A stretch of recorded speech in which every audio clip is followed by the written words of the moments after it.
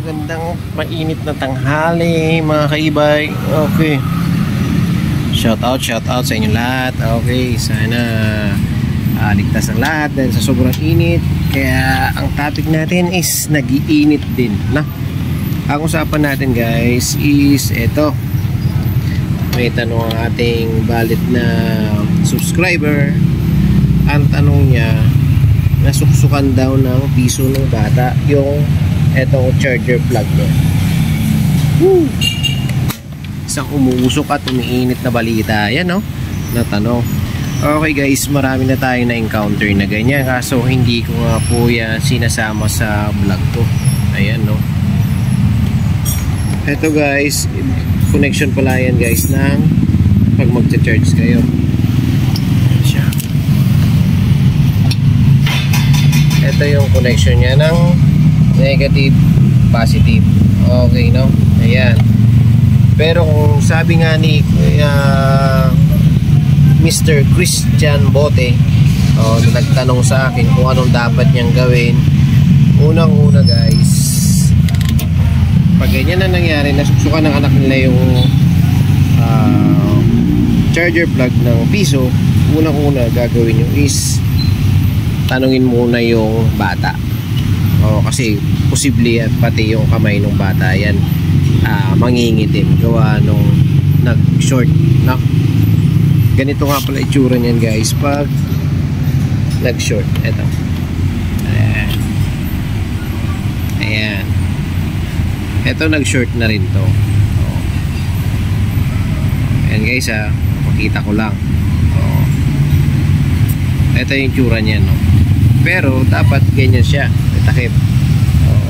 Guys, reminders lang, kung may anak kayo medyo bata, lagi nyo bibilinan na huwag pakikialaman to. Kasi sa dami rin ng ginawa ko ng e-bike, nasusuksukan yung iba. Kasi yung alam nyo naman na pag mga bata talagang naano sila dito, nagkaka-interest sila dito. Kasi nga, ayan, nagtatakip sara. Ayan, nagsasara pala. Ngayon na paglalaroan nila, nasusuksukan ng piso, no? Lagi nyo munang kamustahin yung bata pag nasuksukan ng piso yan. Kasi nandiyan ang live tsaka negative. Okay. Pag nangyari guys, unang-una yan guys, pagkatapos nyo i-check yung bata, ay punta nyo na kagad sa trusted mechanic nyo, no? Kasi possible nun guys, pwedeng unang-una pag nag-short yan, pwedeng maapektuhan ang iyong controller.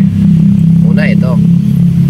Pangalawa, sa battery. Hindi natin alam o kaya sa fuse mo kung saan siya tatama. Depende yan sa pagkakasitwasyon. Depende sa sitwasyon kung hindi ba natanggal yung piso o pangalan nito o natanggal din kagad. Kasi iba talaga biglang nagsha-shutdown buo. Kasi una-una puputok ang fuse, no? Puputok yan. Iba naman dito sa may terminal box. Depende yan kasi sa sitwasyon kung anong klase yung inilagay ng mga bata. Kaya yun guys, yung meron kayong mga bata at anak sa bahay, lagi nyong titignan at pagsasabihan yung bata na huwag pakikialaman to. Kasi talaga sunog ang kamay dyan, sunog ang daliri. Depende pa yan sa e-bike mo kung 48 or 60 volts ang nakalagay sa e-bike mo, no? Kasi karamihan yan guys, nakikita dito sa tulad nito 4 wheels, kita dito sa side, yung iba naman nandito sa gilid. Depende sa klase ng e-bike. Kaya guys, kunting ano lang guys, kunting ano sa mga anak nyo, kung maliit kayong bata, pakisabihan lagi na huwag pakikialaman nyo, no? Kasi kung hindi naman masunod yung bata, hindi sa kagustuhan, hindi natin alam anong mangyayari. Kasi tandaan nyo guys, ang lalaki ng battery nya, no? Depende pa yan sa mangyayari, no? Kaya konting awareness lang din tayo guys, no?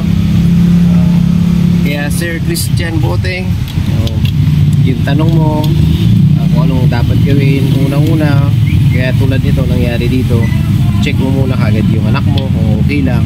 Tapos kung ano, may takbo mo siya sa pangalan nito, mas malapit na paggamutan para ma-first aid lang muna, no? Kasi nagulat yan sigurado. And then check out na natin, tsaka mo na ipacheck yung e-bike mo sa trusted mechanic mo, no? Kasi hindi mo naman pwedeng gamitin kaagad yan kasi sigurado yan magsha-shutdown buo yan. Ngayon, pagka nag-shutdown buo yan, siguraduhin mo i-off mo lang yung susi, tapos mo ipunta sa trusted mechanic mo. And then tsaka mo malalaman kung ano yung tinamaan at ano yung nadamay doon sa nangyaring spark o sunog doon, no? Okay guys, no? Yun yung dapat mong gawin. Sana yung iba kasi minsan kasi controller, minsan ito lang ang nadadamay, minsan controller sumasama, minsan yung ibang battery, minsan may putok dito sa negative, kaya hindi mo rin masabi.